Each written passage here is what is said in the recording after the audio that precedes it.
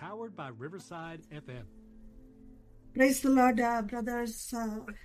இன்னைக்கு நம்ம செஷன் ஆரம்பிக்கலாம். ஸோ நான் நம்ம இந்த டிஸ்கஷன் நடக்கிறது, இது பேச்சு என்னது ஒரு டிஸ்கஷன் நடக்கிறது நம்ம 3 பேர் செய்ய போறோம். சில கேள்விகள் வர்றத நம்ம ஆராய்ந்து பார்க்க போறோம். அதுல நம்மளுக்கு உடன்பாடு இருக்கா இல்லையா, அத எப்படி நம்ம அதை புரிஞ்சுக்கலாம், பைபிளை வேற விதமா புரிஞ்சுக்கிறதுக்கு வாய்ப்பு இருக்கா, இதெல்லாம் நம்ம பேச போறோம். ஸோ என்னோட கூட இருக்கிறது பீட்டரும் மேரேனும் இருக்கீங்க. ஸோ பீட்டர், இன்னைக்குரிய கேள்விகளை கேளுங்க. தேங்க்யூ. போன கிளாஸ்ல நம்ம பார்த்ததுல இருந்து ஒரு சில டவுட்ஸ் எல்லாம் எங்களுக்கு இருக்குக்கா. ஸோ ஃபர்ஸ்ட் டவுட்ஸ் என்னன்னா, ஆதாம் ஏவாள் என்ன பாவம் பண்ணாங்க?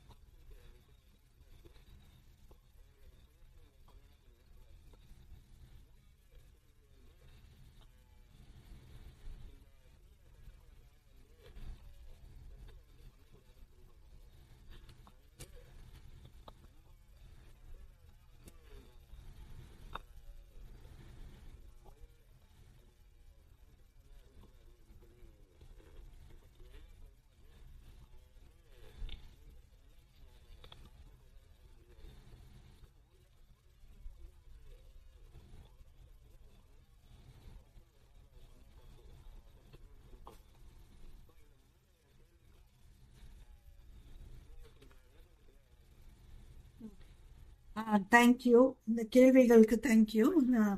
ஸோ முதலாவது நம்ம ஆதியாகமம் 3ஆவது அதிகாரத்தை பார்ப்போம். ஏன்னா அங்கிருந்து தான் நிறைய பிரச்சனை உருவாச்சு இல்லையா. அதுல முதலாவது வசனத்தை படிக்கிறீங்களா?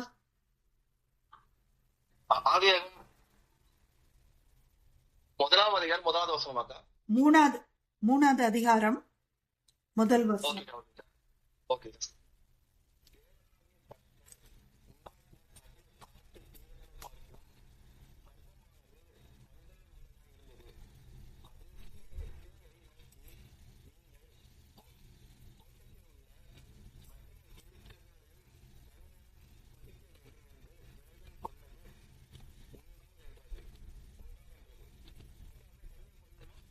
இல்ல, இப்படி ஒரு வசனமா பார்ப்போம்.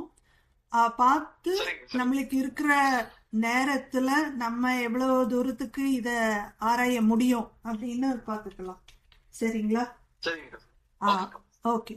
ஸோ இதுல பாத்தீங்கன்னா சர்ப்பத்தை பத்தி போட்டிருக்கு, ரொம்ப தந்திரமா இருந்தது அப்படின்னு போட்டிருக்கு. அது அந்த பெண்ணிட்ட பேசு இல்லையா, ஏவாள்கிட்ட பேசு, நீ இந்த மரத்தை ஏதாவது மரத்துல இருந்து சாப்பிடக்கூடாதுன்னு சொல்லியிருக்காரா அப்படின்னு. ரைட்டு. 2வது 3வது வசனத்தை படிங்க. சர்ப்பத்தை பார்த்து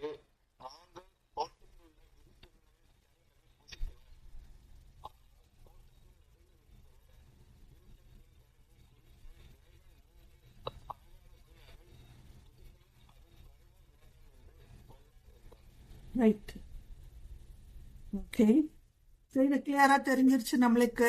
இது முதல்ல சொல்லப்பட்டது தொடாதீங்க அப்படின்னு. ஓகே.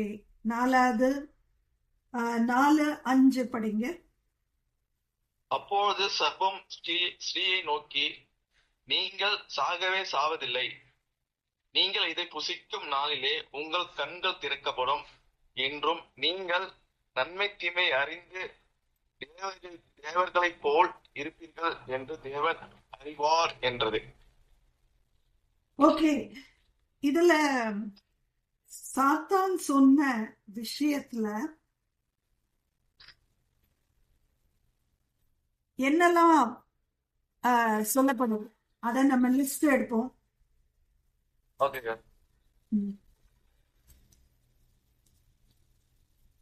ஸோ ஃபர்ஸ்ட் என்ன என்ன சொல்லுது சாத்தான்? அதாவது நீங்க இந்த பழத்தை சாப்பிடும்போது நல்லது கெட்டது நீங்க தெரிஞ்சுப்பீங்க. அதுக்கு முன்னாடி 4வது வசனம். ஓகே, இது நீங்க பழத்தை சாப்பிடும்போது சாகவே மாட்டீங்க அப்படின்னு சொல்லுது. ஆனா கடவுள் என்ன சொல்லியிருக்காரு? அதுக்கு முன்னாடி நீங்க சாகாதபடி அதை புசிக்கும் அதை தொடவும் வேண்டாம் என்று சொன்னார் என்றால். ஓகே, சோ கடவுள் பொய்யன், கடவுள் ஒரு பொய் சொல்லியிருக்காரு அப்படின்னு ஒரு டவுட்டை பதிச்சிருச்சு. ஓகேங்களா? சோ டவுட் வந்துருச்சு. கடவுள் என்னன்னா நீ செத்துருவேன்றாரு. ஆனா சர்ப்பம் என்ன சொல்லுது? நீ சாக மாட்ட அப்படின்னு சொல்லுது. அப்போ 2 முரண்பாடா இருக்கு. ஓகே, நெக்ஸ்ட் என்ன அது சொல்லுது அப்படின்னா, இத நீ சாப்பிட்டீன்னா கடவுளுக்கு தெரியும், உன் கண்ணு திறக்கப்பட்டுரும், கடவுள் மாதிரி நல்லது என்னது கெட்டது என்னது அப்படின்னு தெரிய வரும் அப்படின்றது. அப்போ இப்போ நீங்க எதை படிக்கலாம்னா, ஒரு டவுட் கேட்கலாமாக்கா? கேளுங்க. டவுட் உனக்கும் இருந்தா நீயும்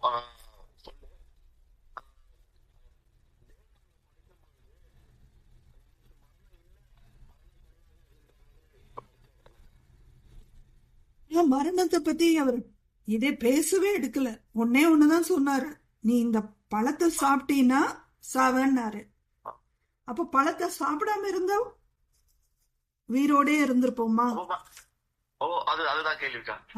நம்ம பழத்தை சாப்பிட்டேன்னா நம்மளுக்கு மரணம் என்ற ஒரு சாபம் பாவம் ஏதோ அது நம்மளுக்கு வந்திருக்கும். அந்த பழத்தை சாப்பிடாம இருந்தா நம்மளுக்கு இந்த தண்டனை நம்மளுக்கு கிடைச்சிருக்காது அப்படின்றது. கரெக்ட். ஓகே, அது சந்தேகம் இருந்தது மாதிரி சந்தேகம்.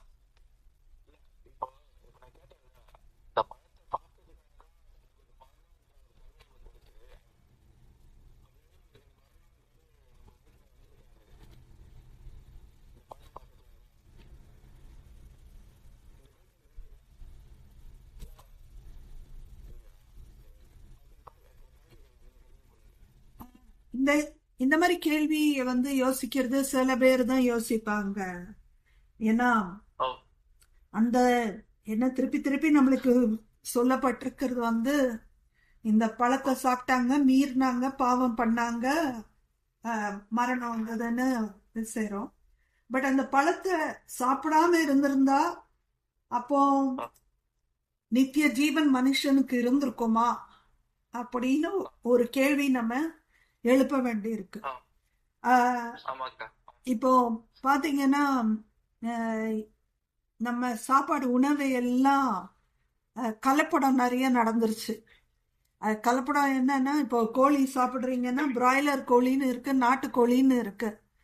ரெண்டுக்கும் வித்தியாசம் என்ன?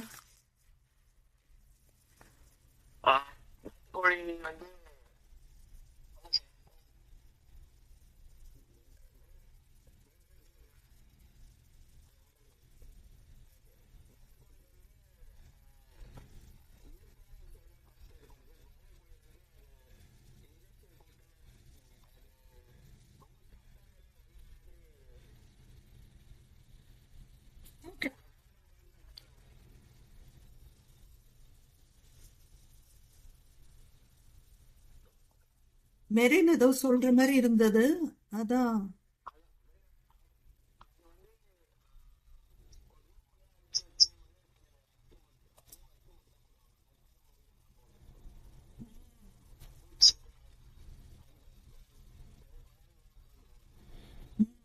அதை அடைச்சு வச்சு இல்லையா, அடைச்சு வச்சு அதுக்கு ஃப்ரீயா அப்படியே அலைஞ்சு சாப்பிடாது.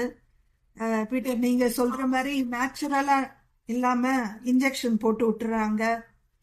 அப்போ அந்த போடுற இன்ஜெக்ஷன் என்ன, அது அந்த கோழியை பாதிக்குதுன்னா, நம்ம அந்த பிராய்லர் கோழியை சாப்பிட்டோம்னா நம்மளுக்கு என்ன வியாதி வரும் அப்படின்னு நம்ம யோசிக்கிறோமா அப்படின்னா இல்ல.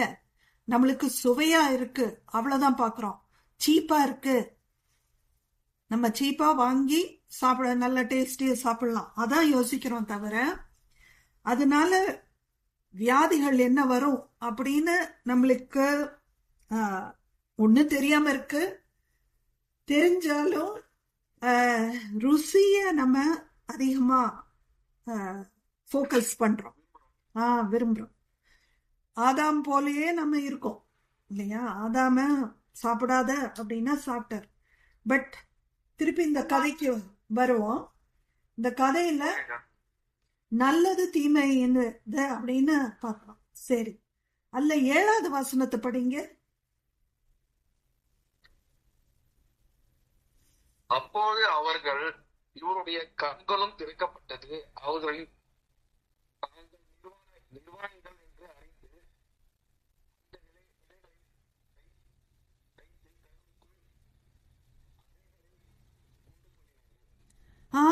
அப்போ என்ன ஆகுது? முதல்ல என்ன நடக்குது? தாங்க எந்த ஆடையும் போடாம இருக்கோன்னு டக்குன்னு போடுறாங்க, ஏதோ ஒண்ணு தங்களை மறைக்க பாக்குறாங்க. இப்போ நம்ம வாழ்க்கையில நம்ம நிர்வாணமா இந்த உலகத்துல நடந்திருக்கோம். அது எப்போ? குழந்தையா இருக்கிற போது நம்ம செஞ்சிருக்கோம். சோ ஆதாமேவள் பார்த்தா அந்த குழந்தைகள் மாதிரி அவங்களுக்கு எது நல்லது எது கெட்டது அப்படின்னு தெரியாம இருந்தது. ஓகே, ஆனா பழம் சாப்பிட்ட உடனே இதாயிடுச்சு. ஓகே, சோ இந்த பழத்தை சாப்பிடுற விஷயத்த திருப்பி கொஞ்சம் போய் பார்ப்போம். அதுக்கு முன்னாடி நம்ம என்ன யோசிக்கணும்னா, சர்ப்பம், இந்த பாம்பு பாத்தீங்கன்னா அது தோல் உரியிற பாம்பு பார்த்திருக்கீங்களா? அப்போ சர்ப்பமும் ஒரு ட்ரெஸ் மாதிரி ஏதோ போடுது. அப்போ சர்ப்பத்துக்கு நல்லது கெட்டதுன்னு என்னன்னு தெரியுது, அதுக்கும் அந்த ட்ரெஸ் போடுறது உரிக்கிறது. அதே மாதிரி மனிதர்களும் நல்லது கெட்டது என்னன்னு தெரிஞ்சு அவங்களும் ட்ரெஸ் போடல அப்படின்னு சொல்லி ட்ரெஸ் பண்றாங்க. சரிங்களா? இத அப்படி வச்சுக்கோங்க கண்ணுக்கு முன்னாடி. ஓகே, நம்ம 6வது வசனத்தை படிக்கல. சோ 6வது வசனத்தை படிக்க போறோம். அத நானு நடுவுல திருப்பி திருப்பி உங்களை படிக்க சொல்லுவேன். ஓகே, சோ 6வது முழுசா முதல்ல ஃபுல்லா படிங்க. 6வது. அப்பொழுது ஸ்திரீயானவள் அந்த விருட்சகம்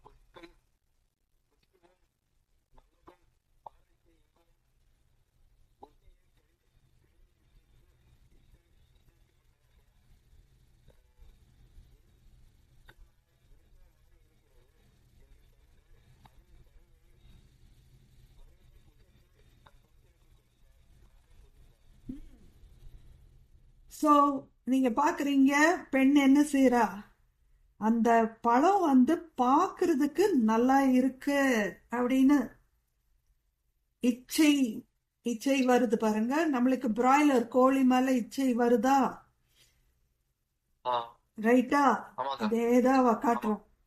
அவ பறிச்சு சாப்பிட்டு தான் ஹஸ்பண்டுக்கும் கொடுத்துதான் எழுதியிருக்கு. ஆனா பாருங்க, தமிழ் டிரான்ஸ்லேஷன்ல என்ன செஞ்சிருக்காங்க, ஒரு பகுதியை விட்டுட்டாங்க. அவ 6வது வசனத்துல நான் தமிழ்ல படிக்க பாக்குறேன். சோ அதன் கனியை பறித்து புசித்து, அந்த தன் கனியை பறித்து புசித்து தன் புருஷனுக்கு கொடுத்தாள். அதுக்கப்புறம் என்னன்னா, அவன் அவளுடன் கூட இருந்தான், அவனும் புசித்தான் அப்படின்னு நீங்க எபிரேய பைபிள்ல பார்க்கலாம், இங்கிலீஷ் பைபிள்ல பார்க்கலாம். ஆனா தமிழ் பைபிள்ல கிடையாது. ஆதாம் ஏவாளோட இருந்திருக்கான். இந்த சர்ப்பம் ஏவாளோட பேசும்போது ஆதாம் அங்கதான் இருந்திருக்கான் அவளோட கூட. ஓ,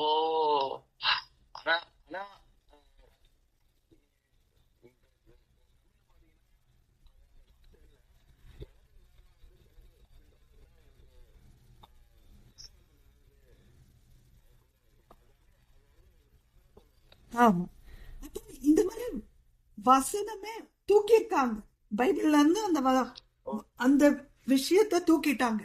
ஏன் தூக்கிட்டாங்க அப்படின்னா, நம்ம கலாச்சாரம் ஆண்கள் உடைய ஆண்களே மேன்மைப்படுத்துறதா ஆதி- ஆண்களுடைய ஆதிக்கம் அது அதிகம். ரொம்ப பெரியதா இருக்கு. இந்திய நாடு முழுவதுமே அப்படிதான் இருக்கு. இந்திய நாட்டுல இருக்கிற நிறைய பெண்களும் ஆண்கள் ஆதிக்கத்துக்கு என்னதான் இருக்காங்க, கீழே கீழே இருக்கிறது அது இருக்காங்க. ஆனா நிறைய பெண்கள் இப்ப மாமியார் வரதட்சணை கேக்குது. மாமியாரு யாருக்கா கேக்குது? தன் மகனுக்கா கேக்குது. அப்ப இந்த மாமியாரு என்ன செய்யுது? ஆண் ஆதிக்கத்தை ஆதரவு காட்டுது,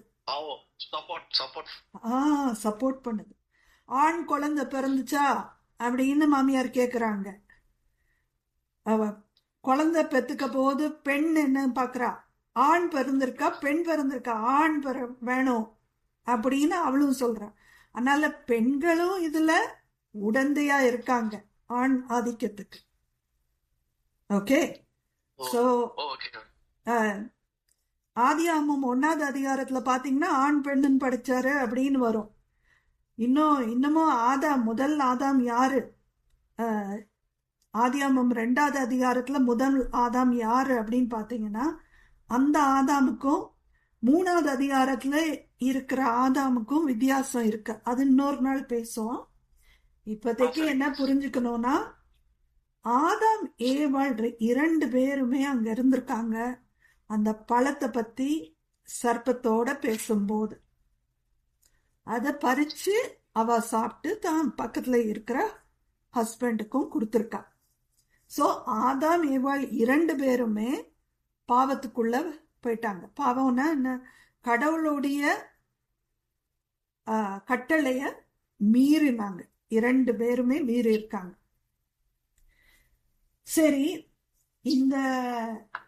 இந்த கட்டளைய ஒரு சின்ன கட்டளைய மீறினதுனால இவ்வளவு பெரிய விளைவா, மரணமா அப்படின்னு நம்ம கேள்வி கேட்க வேண்டியிருக்கு. அப்போ அதை கேட்டோம்னா என்ன பதில் வருதுன்னு பார்ப்போம்.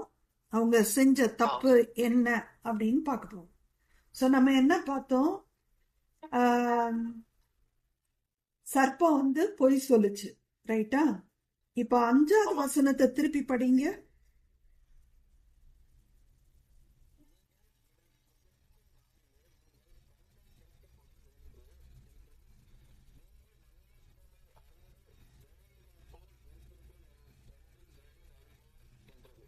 யாரு போல இருப்பீங்க?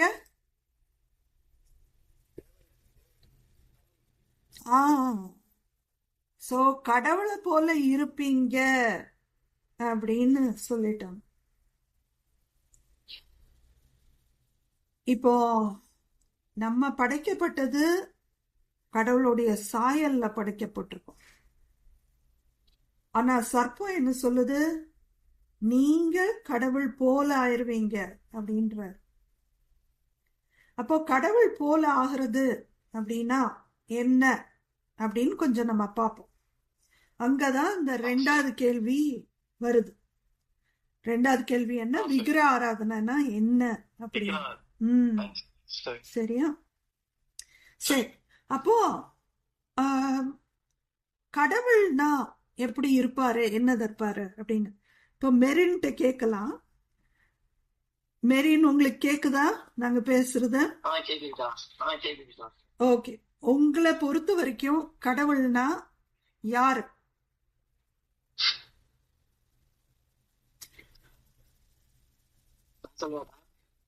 மெரின், நீங்க சொல்லுங்க.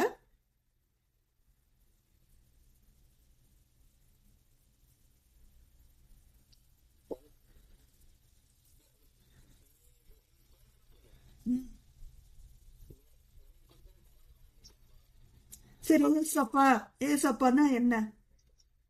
கடவுள்னா என்ன? இந்த உலகத்தை படிச்சாரு. நம்மளையும் படிச்சாரு. ஓகே. சரி, அதுக்கப்புறம் அவருடைய வேலை என்ன?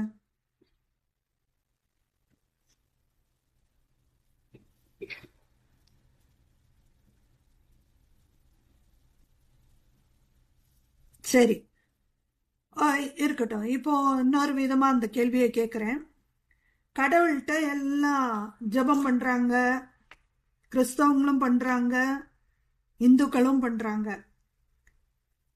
என்ன ஜெபம் பண்றாங்க? அவன் நல்லா இருக்கணும். ஆ, நல்லா இருக்கணும்னா என்ன அர்த்தம்? எந்த ஒரு நோய் எதுவும் இல்லாம ம்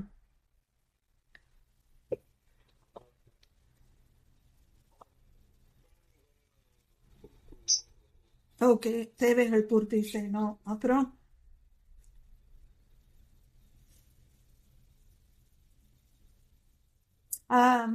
ஓகே, இது ஒரு ஜென்ரலா எல்லாரும் பண்ற ஜெபம்.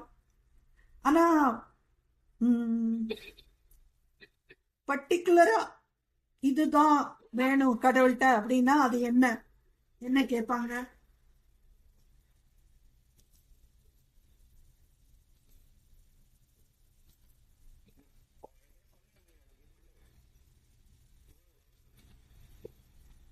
நீங்க சொல்லுங்க பீட்டர்.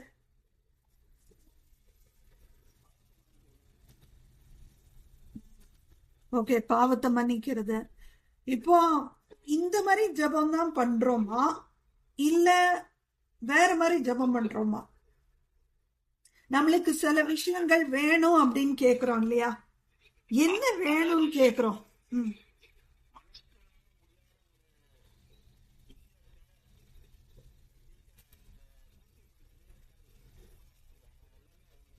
ஓகே,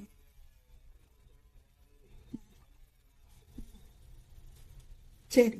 இது இது ஜென்ரலா இருக்கு பீட்டர். இது ஜென்ரலா இருக்கும். நான் இப்போ என்ன கேக்குறேன்னா ஸ்பெசிபிக்கா என்ன கேக்குறோம்.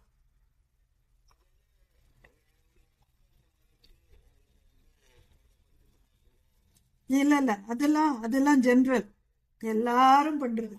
இப்போ ஆம், உங்களுக்கு ஒரு அண்ணனோ தம்பியோ யார அண்ணன் இருக்கார்ல? ஓகே ஓகே ஓகேக்கா.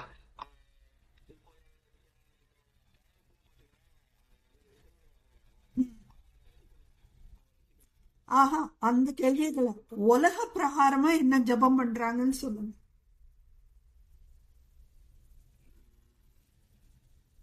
நானு நான் கேட்குற கேள்வியை என்னால கிளியரா கேட்க முடியல. அதனால நம்ம முயற்சி பண்றோம். ஓகே, ட்ரை பண்றோம் அதுக்கு.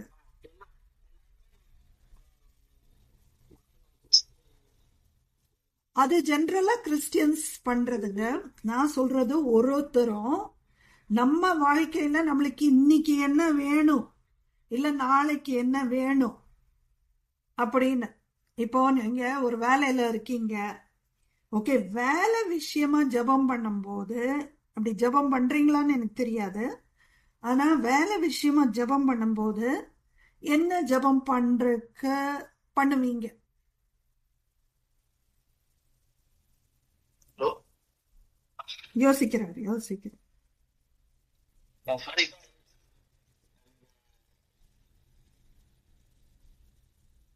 ஓகே, அப்போ வேற விதமா கேள்விக்கு ஆ சொல்லுங்க.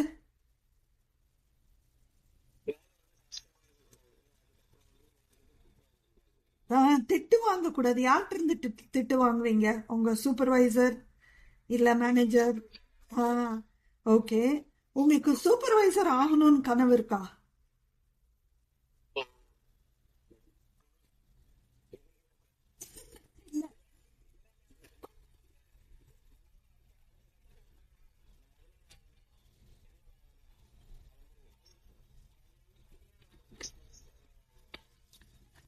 தனிப்படையா ஜெபம் பண்ணும்போது நம்மளுக்கு இப்ப இருக்கிற நிலைமையோட நல்ல நிலைமைக்கு வரணும் அப்படின்னு ஜெபம் எனக்கு தெரிஞ்சு எல்லாருமே பண்றோம்.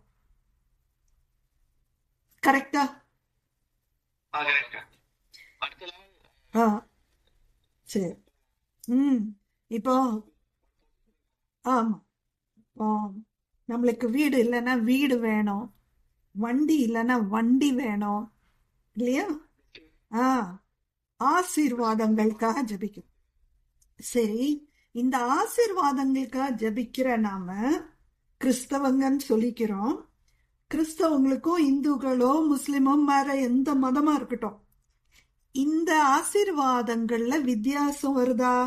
உலக பிரகாரமான ஆசீர்வாதத்துல கிடையாது. ஆ, பணக்காரன் இருக்காங்க, இந்துஸும் பணக்காரன் இல்ல அப்படின்னு சொல்றவங்க பணக்காரன். ஆம், எல்லாருக்கும் என்ன, இந்த உலகத்துல நம்ம நல்லா இருக்கணும், ரைட்டா? ஓகே, இதுதான் நம்ம நம்ம இப்போ இப்போ அதுக்காக என்ன செஞ்சிடறாங்க, கடவுள் கிட்டதான் அந்த இப்போ பைக் வச்சிருக்கீங்கன்னு வைங்க, உங்களுக்கு உங்க ஃப்ரெண்ட்ஸ் எல்லாம் ஒரு 10 பேர் இருக்காங்க, 10 பேர்கிட்டயும் பைக் இருக்கு. திடீர்னு ஒரு நபர்கிட்ட கார் வாங்கிடுறாரு. கார் வாங்கின உடனே மற்ற 9 பேருக்கும் என்னன்னா, அவன் கார் வாங்கிட்டான், நம்மளால கார் வாங்க முடியுமா முடியாதா? முடியலன்னா நம்ம ஜெபிச்சு பார்ப்போம், நம்ம ஜெபம் பண்ணுவோம். ஏன்னா பைக்குனா 2 பேர் போகலாம், குழந்தைங்க சின்ன பிள்ளையா இருந்தாங்கன்னா அவங்களையும் கூட்டிட்டு போகலாம் 4 பேர்.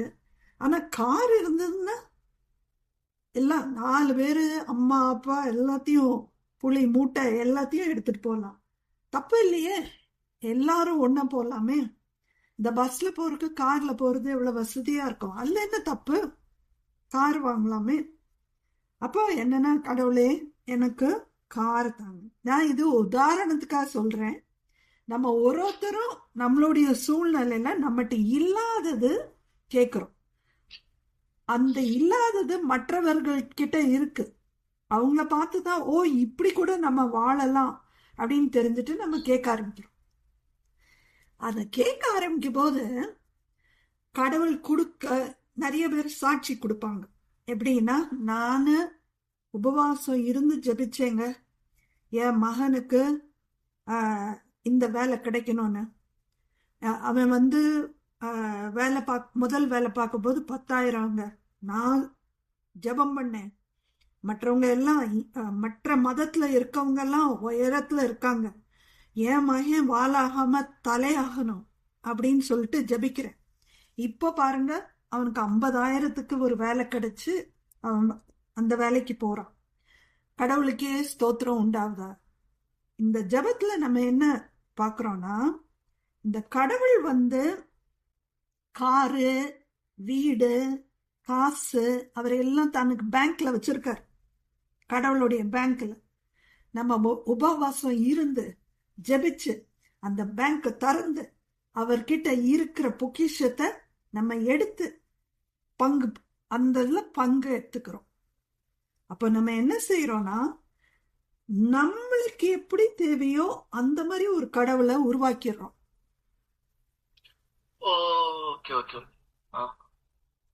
உண்மையான கடவுள் நம்மள உருவாக்கின கடவுள் சொல்றீங்களே, அந்த உருவாக்கின கடவுளுடைய இஷ்டம் வந்து இந்த காரு, வேலை, கல்யாணம், குழந்தைக, பேர குழந்தைக, இதுதான் அவருடைய இஷ்டமா இல்ல வேற ஏதாவது இஷ்டமா?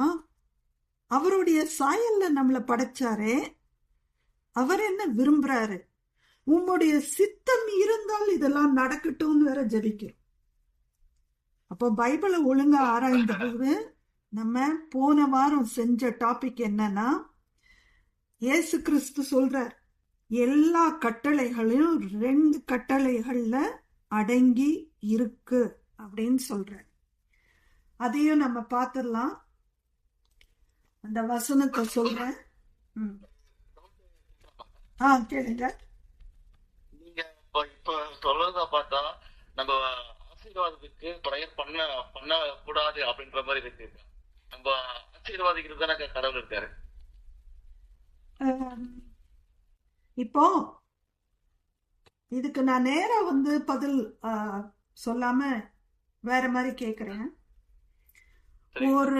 ஒரு அம்மா இருக்காங்க, அவங்களுக்கு ஒரே மகன். ஓகே, ஒரு ஆக்சிடென்ட்ல அந்த மகன் இறந்துடுறான். அந்த அம்மா வேதனையில துடிச்சு போய் அழுகுறாங்க, கதறாங்க. அப்போ கடவுள்கிட்ட அவங்க என்னெல்லாம் சொல்லுவாங்க கடவுள்கிட்ட பேசும்போது? அந்த நீங்க யோசிக்கணும். அவங்க ஒப்பாரி வைக்கிறாங்க. ஒப்பாரி வைக்கும் போது அவங்க என்ன வார்த்தைகள் அவங்க வாயிலிருந்து வரலான்னு நம்ம இப்போ கற்பனை பண்ண போறோம். ஓகே, ட்ரை பண்ணுங்க.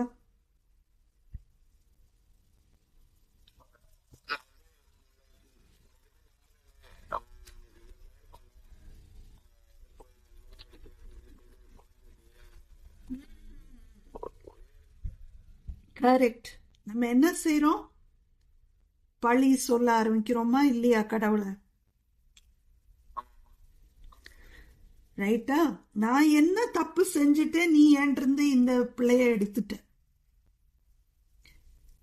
ஓகே, அப்போ கடவுளை தான் குற்றவாளியா நிறுத்துறோம். ஓகே, அதுக்கு நம்ம பார்க்கலாம்.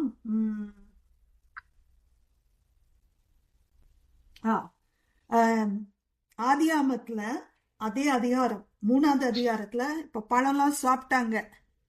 சாப்பிட்டுட்டு தாங்க நிர்வாணமா இருக்கும், ட்ரெஸ்ஸே இல்லாம இருக்கும் அப்படின்னோடனே ஏதோ இலைகளை வச்சு ஒரு ட்ரெஸ்ஸை போட்டுக்கிறாங்க. அப்போ என்ன ஆகுது? கடவுள் வாக்கிங் வர்றார். வாக்கிங் வரும்போது அவர் கேட்கிறார், ஆதாம் நீ எங்க இருக்கப்பா அப்படின்றாரு. உடனே ஆதாம் சொல்றான், நீங்க வர்ற சத்தம் கேட்டது, அதனால நான் ஒளிஞ்சிட்டேன். ஏன்னா எனக்கு பயமா இருந்தது, நான் நிர்வாணமா இருக்கேன்னு நான் ஒளிஞ்சுக்கிட்டேன் அப்படின்னு. அப்போ கடவுள் கேட்கிறாரு, நீ நிர்வாணமா இருக்கன்னு யார் உனக்கு சொன்னது? நீ அந்த பழத்தை சாப்பிட்டியா? நான் சாப்பிடாதன்னு சொன்னேனே, அந்த பழத்தை சாப்பிட்டியான்னு கேட்கிற. அதுக்கு ஆதாம் என்ன பதில் கொடுக்கிறாருன்னு பார்ப்போம். 12வது வசனத்தை படிங்க.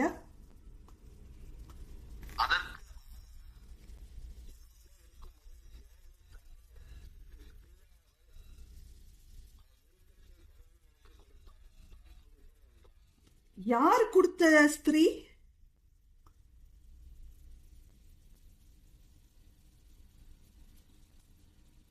அந்த வசனத்துல தேவர் கொடுத்த ஸ்திரீ. அப்ப பீட்டர் கடவுள்ல ஆதாம் என்ன சொல்ற?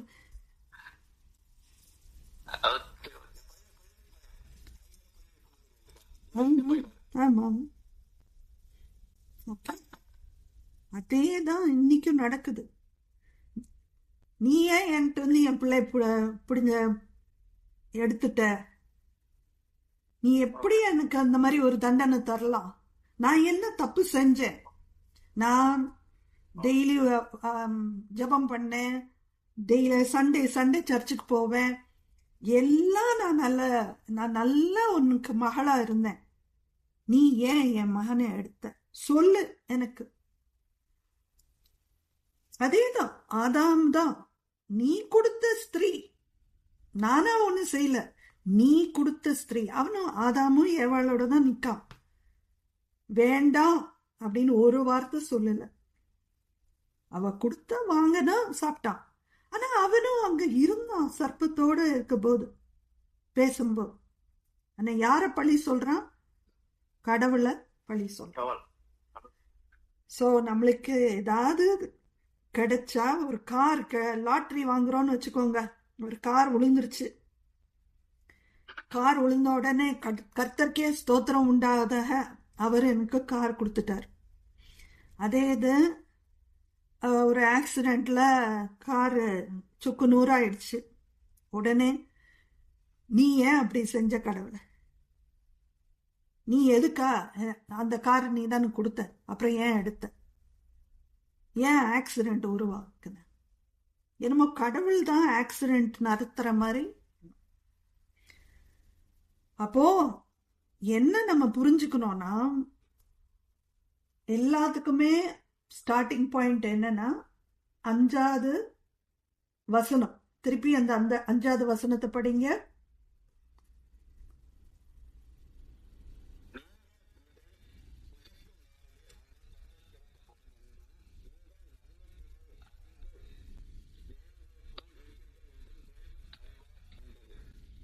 தேவர்களை போல இருப்பீர்கள்.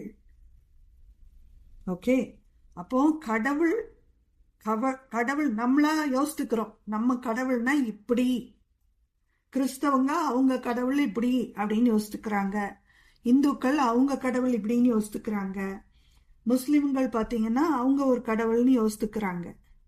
ஏன் கடவுள் இப்படி அப்படின்னு சொல்லிக்கிட்டு அவங்க ஒரு கற்பனையில ஒரு விக்கிரகத்தை உருவாக்குறாங்க. அவங்க வசதிக்கு ஏத்தது போல. ஆமா, அதுதான் விக்கிரக ஆராதனை. ஒரு மண்ணுல பண்ணப்பட்டதோ, இப்போ கிறிஸ்தவங்கலாம் பாத்தீங்கன்னா ஒரு சிலுவையை வச்சிருப்பாங்க.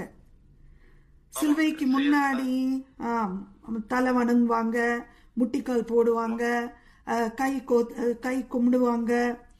அந்த சிலுவைய நிறைய சபைகள்ல போய் பாத்தீங்கன்னா அந்த இடத்த புனிதமா வைப்பாங்க.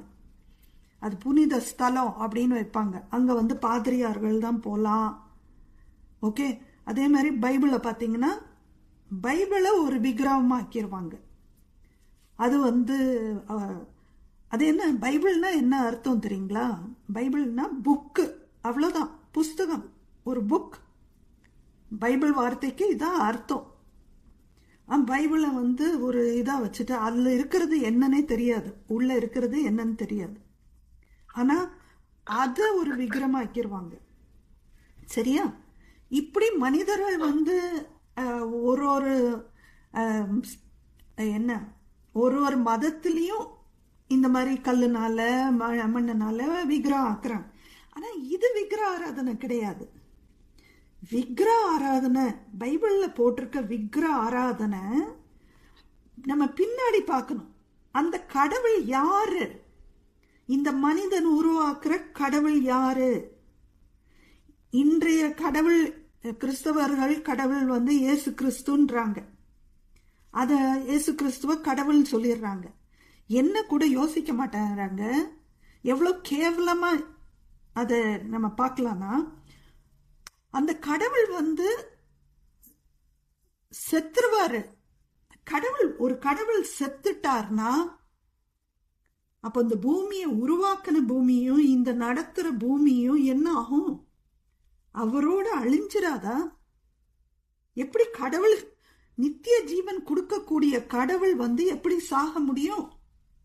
அப்போ செத்தால் அது கடவுளா? இந்த கேள்வி நம்ம எழுப்ப மாட்டோம். நம்ம என்ன செஞ்சிடறோம்?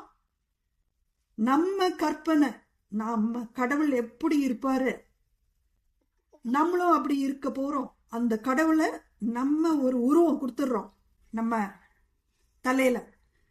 இந்த கடவுளுக்கு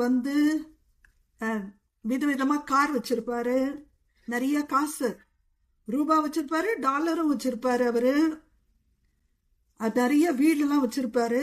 நான் ஜபம் பண்ணி அவர்கிட்ட போராடி அவர் பேங்க்ல கதவெல்லாம் திறந்து அந்த 3 பெட்ரூம் இருக்கிற வீடை வாங்கினேன், இல்ல மாடி வீடு வாங்கினேன்.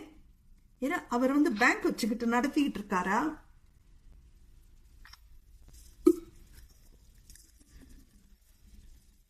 அதனால நம்ம கடவுள் யார்? இப்போ ஆதாம் ஏவாள் பண்ண தப்பு என்னன்னா, அவங்க மனக்கண்ணுல கடவுளை போல நம்ம ஆயிடுவோம். அப்போ அவங்க கண் பார்வையில இந்த கடவுள், ஏன்னா அந்த நேரத்துல அவங்களுக்கு நல்லது என்னன்னு தெரியாது, கெட்டதுன்னு என்னன்னு தெரியாது, மரணம்னா என்னன்னே தெரியாது.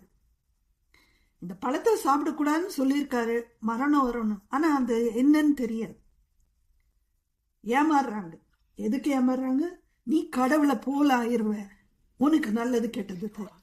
அப்போ கற்பனையில என்னமோ கடவுள் மாதிரி ஆறுதுன்னா ஏதோ ஒண்ணு அப்படின்னு. அதே மாதிரி இன்னைக்கு நிறைய சபைகள்ல பாத்தீங்கன்னா, பரிசுத்தமா இருங்கள், நம் கடவுள் பரிசுத்தமா இருக்கார், நாமும் பரிசுத்தமா இருப்போம் அப்படின்னு செய்வாங்க. பரிசுத்தம்னா என்ன? ஏதோ ஒரு மாதிரியான காட்சி கொடுக்கறதும் ஒரு டிராமா போடுறதும். பைபிள்ல பரிசுத்தம்னா என்ன பிரித்து எடுக்கப்பட்டிருக்காங்க. இந்த உலகத்துல இருக்கிற காரியங்கள் வந்து பிரித்து எடுக்கப்பட்டுதான் பரிசுத்தம். அதை விட்டுட்டாங்க. ஆனா பிரித்து எடுக்கிறதுனா என்ன? பாவம் செய்யாம இருக்கிறது அப்படின்வாங்க. இன்னைக்கும் நான் பாவம் பண்ணிக்கிட்டு இருக்கேன். இன்னைக்கும் ஒரு பாஸ்டரும் பாவம் பண்றாங்க. நம்ம ஒரு நாள் உட்கார்ந்து நம்ம அதை பேசுவோம். பாஸ்டர்கள்லாம் என்ன பாவம் பண்றாங்க, நம்மளும் நம்ம ஞானஸ்நானம் எடுத்துட்டோம்னா நம்மளும் போதகர்கள் தான். ஓகே, நம்மளும் பாவம் பண்றோம். என்ன மாதிரி பாவம் பண்றோம்? நான் பாவமே பண்றது இல்ல அப்படின்னு நம்ம நினைக்கலாமா? ஆனா அங்கே அடிபட்டுறது. அதே பாவம் தானாங்க. ஆமா, சரி. இப்போ கிடையாது, நல்லவரே யாரும் கிடையாதுன்றாரு அவரு. இப்போ இயேசு கிறிஸ்துக்கு ஒரு பிதா இருக்காரு, அவர் தவிர வேற யாருமே நல்லவர்கள் கிடையாதுன்றாரு இயேசு. அந்த பிதாவையே மறந்தாச்சு நம்ம, இல்லையா? நம்மள ஓகே, இயேசு கிறிஸ்துவும் அந்த பிதாவோடு சேர்ந்துதான் இந்த உலகத்தை படைக்கிறார். இயேசு கிறிஸ்து ஓகே படைச்சாரு, ஃபைன். பட் அவர் செத்தாருன்னா அவர் கடவுளா அப்படின்னு நம்ம கேட்கணும். அவனோட தேவனுடைய குமாரன். ஓகே, தேவனுடைய குமாரன்னா ஆதாமும் தேவனுடைய குமாரன் தான். நம்ம எல்லாரும் தான் சில்ட்ரன் ஆஃப் காட் அப்படின்னு பைபிள்ல போட்டிருக்கு. இதெல்லாம் நம்ம எப்படி வித்தியாசப்படுத்தி இதை புரிஞ்சுக்கிறது நம்ம அப்புறம் பேசுவோம் இதை பத்தி. சோ இப்போ கடவுளை போல ஆகுறது அப்படின்னு ஆதாம் ஏவாள் நினைக்கிறாங்க. கடவுளை போல ஆகணும், அங்கதான் தப்பு அவங்க பண்றாங்க. பண்ணி அவங்க மனக்கண்ணில் ஒரு விக்கிரகத்தை உருவாக்குறாங்க. கடவுள்னா இப்படிதான் இருப்பாரு அப்படின்னு உருவாக்குறாங்க. இதுக்கும் கடவுள் வந்துட்டு போயிட்டு இருக்காரு ஏதேன் தோட்டத்துக்கு, அவங்களோட பேசுறாரு, எல்லாம் செய்யறாரு. ஆனா அவங்களுக்கு அவங்க தீங்கு எதுவுமே தெரியாதவங்க. குழந்தைங்களுக்கு அவ்வளவு பக்குவம் இருக்காது. கடவுள் என்ன செஞ்சிருப்பாரு, ஏற்ற வேளையில அவங்களுக்கு மெதுவா எப்படி குழந்தைகளை ஒரு பக்குவத்துக்கு கொண்டு வந்து ஒரு பெரிய மனிதன் ஆகிறாங்களோ, அவங்களுக்கு என்ன சொல்றது, 21 வயசுக்கு மேல ஒரு விஸ்டம் இருக்கு, அடல்ட்னு சொல்றோம், அதெல்லாம் கிராஜுவலா கொண்டு வந்திருப்பார். ஆனா ஒரே இது மீறுறாங்க, மீறி அவர் சொன்னதை மீறி அவங்க இவ்வளவு மரணத்துக்குள்ளாகிறாங்க. இப்போ நம்ம கடவுள் அப்போ யாரு அப்படின்னு அந்த கேள்வி நம்ம போன வாரமும் எடுத்தோம், இந்த வாரமும் எடுத்தோம். கிறிஸ்தவர்கள் நம்ம கடவுள்னா யாரு, அவர் என்ன நம்மகிட்ட எதிர்பார்க்கிறாரு அப்படின்னு பார்க்கும்போது திருப்பி நம்ம எங்க போறோம்னா மத்தேயுக்கு போவோம். மத்தேயு 22வது அதிகாரம்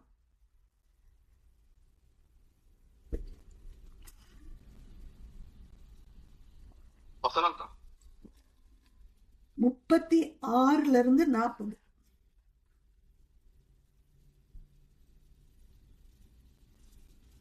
மத்தேயு 22ஆம் அதிகாரம் 36-40. ஆமா. போதகரே, நியாய பிரமாணத்தினாலே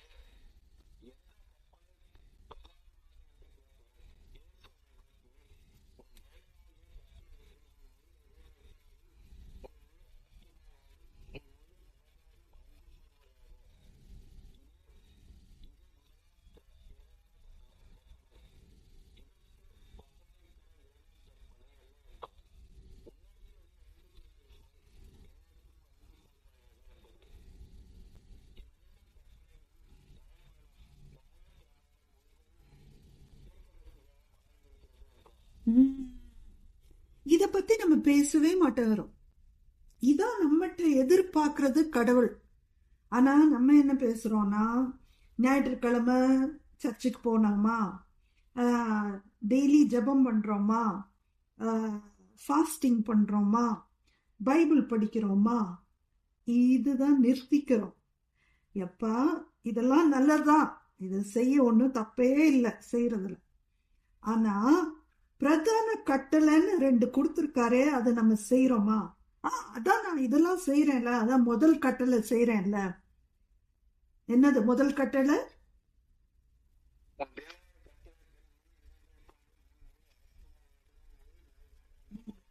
இதுதான் அதுதான் நான் செய்யறேன்.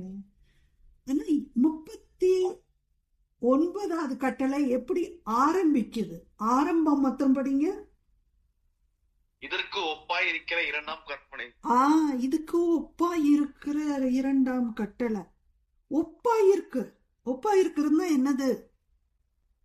Equal equal. ஈக்குவல். உன் படிங்கிறது. இதற்கு ஒப்பாயிருக்கிற இரண்டாம் கற்பனை என்னவென்றால், உன்னிடத்தில் நீ அன்பு கூறுவதைப் போல பிறனிடத்தில் அன்பு கூறுவாயாக என்பது. எப்பா பிறனிடத்தில் யார் பேசுறா? இல்ல சொல்லுங்க பீட்டர், நீங்க என்ன சொல்லுங்க?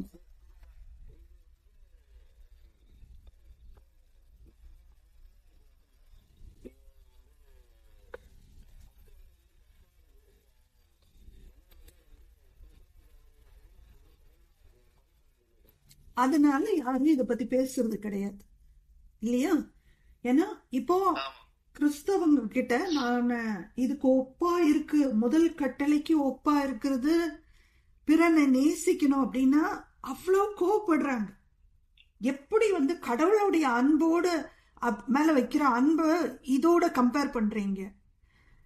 நான் ஒரு பெண் இல்லையா? அப்போ பெண்ணா இருக்கிறதுனால நான் என்ன செய்வேன்னா, பெண்கள் கிட்ட கேட்பேன், கல்யாணம் பண்ண பெண்கள் கிட்ட கேட்பேன், உங்களுக்கு யாரு நம்பர் 1 லைஃப்ல அப்படின்னு கேட்பேன். எனக்கு இயேசு கிறிஸ்து தாங்க நம்பர் 1, அதுக்கப்புறம் தான் ஹஸ்பண்ட் சில்ட்ரன்லாம் அப்படின்வாங்க. பெரிய என்னமோ இது மாதிரி. ஆனா அவங்க நடத்தைய பாத்தீங்கன்னா, எப்போ பார்த்தாலும் வீட்டுல சண்டை போட்டுக்கிட்டே இருப்பாங்க, கத்திக்கிட்டே இருப்பாங்க, பக்கத்து வீட்டுக்காரங்களோட சண்டை, எங்க போனாலும் பிரச்சனை பிரச்சனை பிரச்சனை. ஏம்பா அன்பு பிறனை அன்பு கூர்ந்தியா அப்படின்னா, நான் சர்ச்சுக்கெல்லாம் ஒழுங்கா போறேன், பைபிளை படிக்கிறேன், நீங்க படிக்கிறீங்களா? நீங்க ஃபாஸ்டிங் இருக்கீங்களா? நீங்க ப்ரே பண்றீங்களா? நான் பண்றேன். எப்போ என்னோட அவங்க ஒப்பிட ஆரம்பிச்சாங்களோ அப்பவுமே அவங்க பிரச்சனைக்குள்ள விழுந்துட்டாங்க. சரிங்களா? அப்போ அவங்க என்ன நினைச்சுக்கிறாங்க, அவங்க ஒரு கடவுளை உருவாக்கிட்டாங்க. அதான் விக்கிரகம். என்ன கடவுள்? சர்ச்சுக்கு போகணும். அவங்க ஒரு மந்திரம் மாதிரி வச்சிருக்காங்க. சர்ச்சுக்கு போகணும், ஜெபம் பண்ணணும், பைபிள் படிக்கணும், உபவாசம் பண்ணணும். ஓகே, இந்த ரூல்ஸ் ஃபாலோ பண்ணோம்னா கடவுளை நம்புறோம்னு அர்த்தம். அதுக்கு மேலேயும் குட்டி குட்டி ரூல்ஸ் வச்சிருக்காங்க, அதை பத்தி நம்ம பேசுவோம். இந்த 4 முக்கியமா இந்த 4 விஷயம், இந்த ஆராதனை துதி பாடல்கள் பாடுறது, இந்த 5 செஞ்சா தேவனை நேசிக்கிறது அப்படின்னு நினைக்கிறாங்க. ஆனா இதுக்கு ஒப்பா இருக்கிற விஷயங்களை யார் செய்ய போறா? அத பத்தி பேச்சே கிடையாது. நம்ம கடவுள் இதுதான் நம்மளுடைய கடவுள். நம்மகிட்ட எதிர்பார்க்கறது இது. அவர் அன்பான கடவுள். அது எப்படி நம்மளுக்கு தெரிய வருதுன்னா, யோவான் 3வது அதிகாரம் 16வது வசனம் எடுங்க.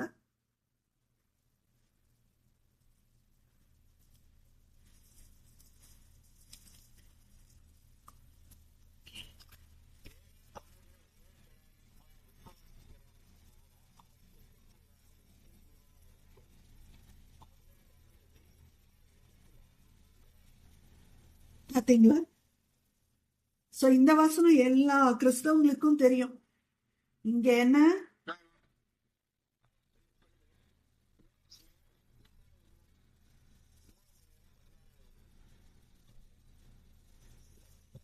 யோவான் யோவான் யோவான்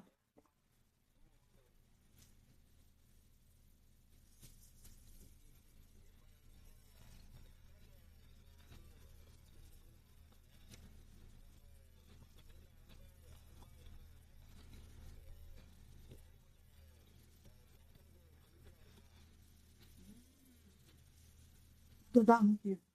நம்ம இப்போ இந்த வசனத்தை யோவான் 3:16 என்ன சொல்றது?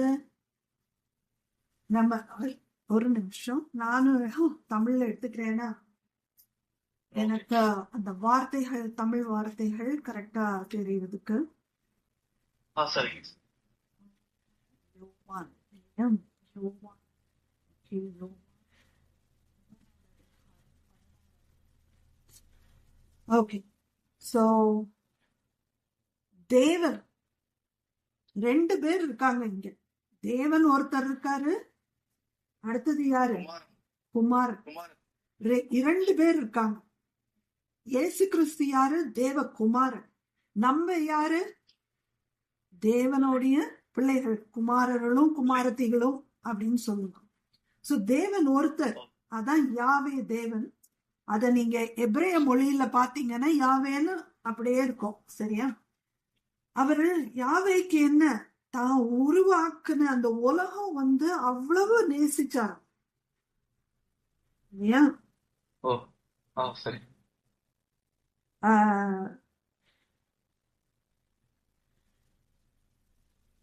இல்லையா? அந்த வார்த்தையை தேடுறேன். அன்பு கூர்ந்தார்னு போட்டிருக்கு. இவ்வளவாய் அன்பு கூர்ந்தார். அன்பு, நம் கடவுள் அன்புன்னு பேசுறோம். அதுக்கு என்ன செய்யறாரு? தன்னுடைய ஒரே குமாரனை சிலுவையில அறைய விட்டாரு. தன்னுடைய ஒரே குமாரனை மரணத்தை அனுபவிக்க விட்டாரு. நம்ம தேவனை நேசிக்கிறோம் அப்படின்னா நம்ம எப்படி இது செய்றோம்? நம்ம என்ன செய்றோம்? நான் சர்ச்சுக்கு ஒழுங்கா போறேன், பைபிள் படிக்கிறேன், ஜெபம் பண்றேன். இதனால நீ ரட்சிக்கப்பட்டிருவியா? நம்ம அடுத்தது ரட்சிப்பு ஒரு டாபிக் வச்சு பேசும். சரியா? இன்னைக்கு இல்ல, இன்னொரு. அப்போ எல்லாருக்கும் நம்ம நித்திய ஜீவன் வேணும் அப்படின்னா அன்பை ஃபோக்கஸ் பண்ணணும். அன்பு நம்ம நம்மளுடைய அன்றன்றாட தேவைகளையே ஃபோக்கஸ் பண்ணிட்டு இருந்தோம். நம்ம வளர்ச்சியை ஃபோக்கஸ் பண்ணோம். கடவுள் பேங்க் மேனேஜர் கிடையாது. நம்மளுக்கு காசு கொடுக்கறக்கோ இதெல்லாம் பேங்க் மேனேஜர் கிடையாது. அதுக்காக அவர் உருவாக்கல நம்ம. ஓகே, உங்ககிட்ட ஒரு கேள்வி கேட்கிறேன் பீட்டர். உங்க வீடு, நீங்க இருக்கிற வீடுல அத சுத்தி ஏதாவது ஃபென்சிங் போட்டிருக்கீங்களா? இல்ல எது போட்டிருக்கீங்க? Compound wall. அந்த காம்பவுண்ட் வால்குள்ள மரம் நட்டி இருக்கீங்களா? செடி நட்டி இருக்கீங்களா? Okay okay. மாடியில செடி ஏதாவது வச்சிருக்கீங்களா? ஏன் வைக்கல?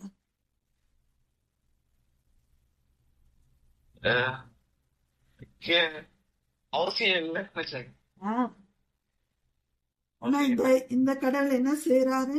பூமியை உருவாக்க போது மரம் செடி கொடியெல்லாம் மனுஷனுக்கு தேவைன்னு. உங்களுக்கு தேவை இல்லைன்னு நீங்க சொல்றீங்க. அவர் தேவைன்னு உருவாக்குறார். நம்ம என்ன செய்யறோம்? அதெல்லாம் அழிச்சு வீடு கட்டுறோம். சரியா? நானும் அடுக்குமாடி கட்டடத்துல இருக்கேன். நானும் இருக்கேன்.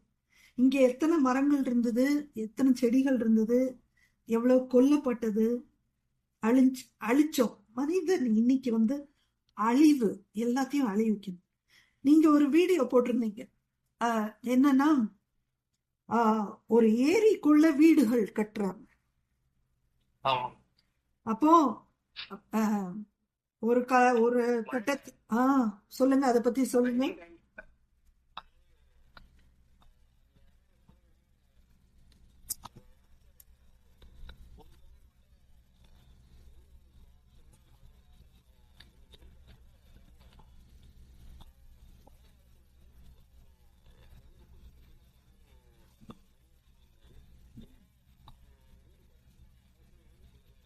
கரெக்ட். அப்போ இருக்கிற ஏரி, தண்ணி போகிற ரூட்டு எல்லாத்தையும் அழிச்சிட்டு மனுஷன் என்ன செய்யறான்? இன்னும் தனக்கு வேணும் வேணும் வேணும். அந்த பழத்தை அவ பார்த்தா, அழகா இருக்குன்னு பார்த்தா அத பறிக்கிறான். இன்றைய மனிதர்களும் அதே மாதிரிதான் இருக்கும். எனக்கு இது வேணும் வேணும் வேணும், இது நல்லா இருக்கு, நம்ம கண்ணுக்கு பார்வைக்கு இது நல்லா இருக்கு, எனக்கு வேணும் வேணும். அது கொடுக்கறது யாரு? கடவுள். அந்த கடவுளை நம்ம எப்படி உருவாக்கிடுறோம்? ஒரு விக்ரமா உருவாக்கி, ஒரு பேங்க் மேனேஜர். அந்த பேங்க் மேனேஜர் என்னெல்லாம் தருவாரு? குழந்தை இல்லைன்னா குழந்தை தருவாரு, கல்யாணம் நடக்கலன்னா கல்யாணம் பண்ணி வைப்பாரு, மனவாட்டி. ஆமா, வியாதியை குணமாக்குவார். நம்மளே உருவாக்கி நம்மளே. இப்போ பிராய்லர் கோழின்னு நம்ம பேசணும், நம்ம தான் அந்த பிராய்லர் கோழியை சாப்பிட்டு சிக்கா விழுறோம். ஆனா என்ன செய்யறோம்? நல்ல சோத்தை தாங்கப்பா அப்படின்னு ஜெபிக்கிறோம். ஒழுங்கா சாப்பிட்டீங்கன்னா அந்த வியாதி இருக்காதே. இல்லையே, பாக்குறதெல்லாம் சாப்பிடணும், பாக்குறதெல்லாம் ஆசைப்படுறோம். அப்போ நம்ம இதுக்கு போவோம். யாத்ராகமம் 20வது அதிகாரம்.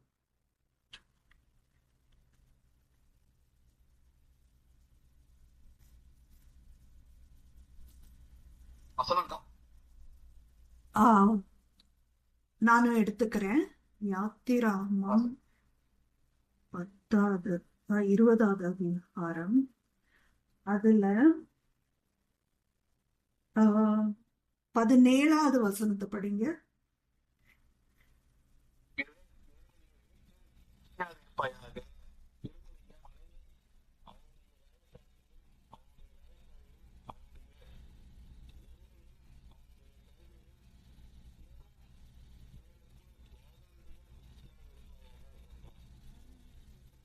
நம்ம என்ன சொல்றோம்னா, அவனும் தான் கேக்குறேன், அவன்கிட்ட இருக்கிற மாதிரியே எனக்கும் வேணும் இல்லையா? அவன்கிட்ட இருக்கிற மாதிரியே எனக்கும் வேணும். அவனுக்கு அழகான ஒய்ஃப் இருக்கா, அப்போ எனக்கு கல்யாணம் ஆகுதுன்னா எனக்கும் அழகான ஒய்ஃப் வேணும், இல்ல ஹஸ்பண்ட் வேணும். அவனுக்கு ஆண் குழந்தை இருக்கு, நம்மகிட்ட பெண் குழந்தைலாம் இருக்கா. அவன்கிட்ட ஆண் இருக்குல்ல, எனக்கும் ஆண் வேணும். அப்போ என்ன செய்யறோம்? அவங்க என்ன மாதிரி இருக்காங்களோ அதே மாதிரி இருக்கணும். இது இச்சை கிடையாதே, இச்சை தாங்க. மனம் நம்ம எப்போ இச்சிக்கிறோமோ, எப்படி என்ன மாதிரி இச்சைக்கு திருப்பி வாங்க. ஆதியாகமம் 3வது அதிகாரம் 5வது வசனம். நீங்கள் இதை புசிக்கும் நாளிலே உங்கள் கண்கள் திறக்கப்படும் என்றும் நீங்கள் நன்மை தீமை அறிந்து தேவர்களைப் போல் இருப்பீர்கள் என்றும் தேவன் அறிவார். தேவர்களைப் போல இருப்பீர்கள், என் பக்கத்து வீட்டுக்காரன் போல இருப்பேன்.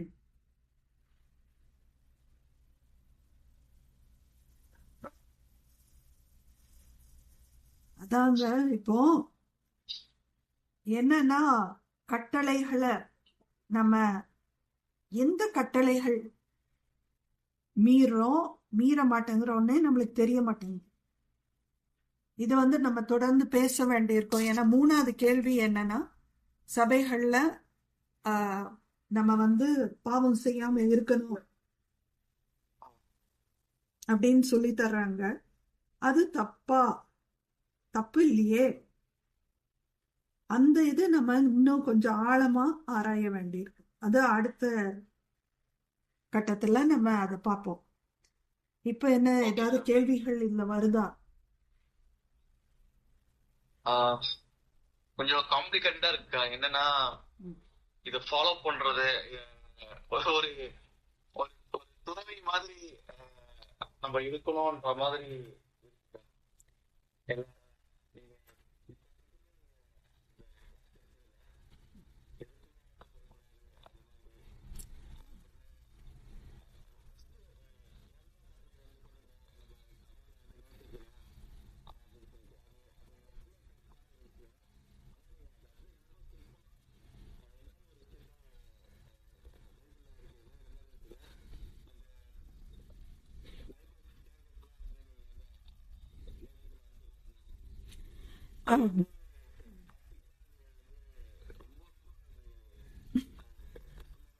கஷ்டமான விஷயம். அந்த இது சொல்றீங்க பாத்தீங்களா, இது கஷ்டமான விஷயம். அவ்வளவுதான் இப்போதைக்கு நம்மளுக்கு தேவை. அந்த உணர்வு நீங்க வந்தாலே நீங்க மனம் திரும்புறீங்க அப்படின்னு அர்த்தம். மனம் திரும்பும் போது உங்களுக்கு மன்னிப்பு கிடைக்கும்.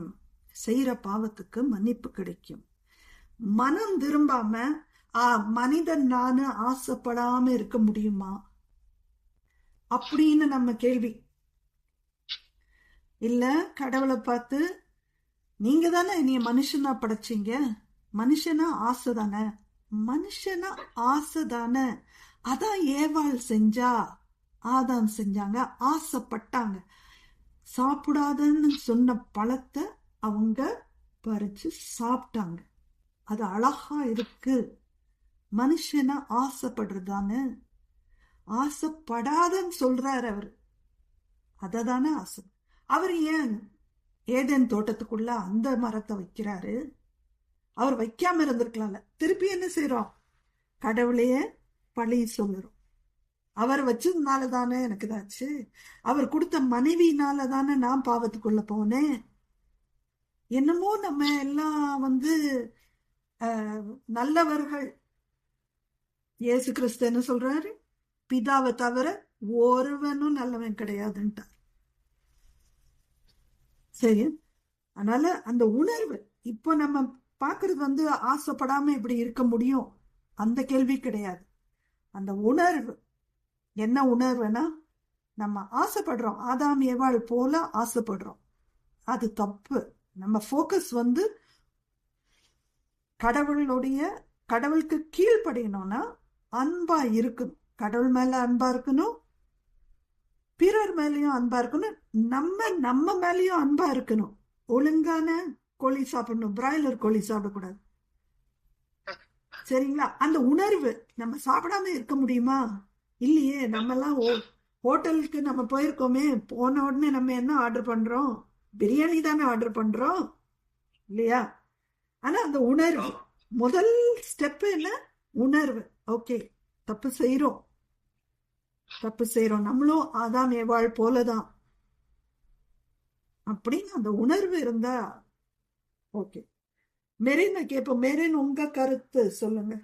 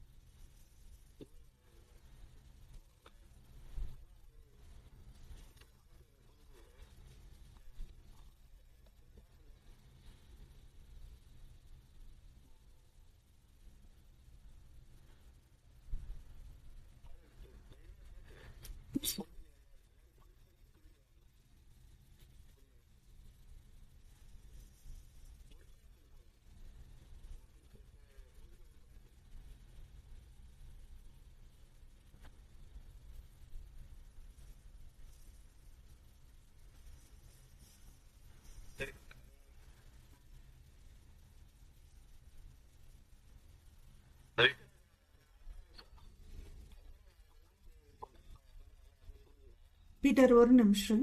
மெரின் ஏதோ சொல்றாரு, கம்பேரிசன் பத்தி சொல்றாரு.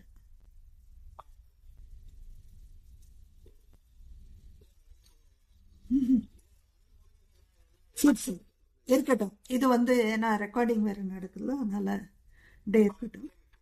ஸோ மெரின், நான் என்ன புரிஞ்சுக்கிட்டேன்னா, மெரின் சொல்ற வார்த்தை கம்பேரிசன். நம்ம மற்றவங்களோட கம்பேர் பண்ணாம இருக்கணும் அப்படின்னு. கம்பேர் பண்ணாம இருக்க முடியுமா? அந்த கேள்வி அது வேற கேள்வி. பட் வசனத்து பிரகாரம் பார்க்கும்போது தேவனோடைய கம்பேர் பண்ணியிருக்காங்கன்னா, ஏவாள் ஆதாம் பண்ணியிருக்காங்க.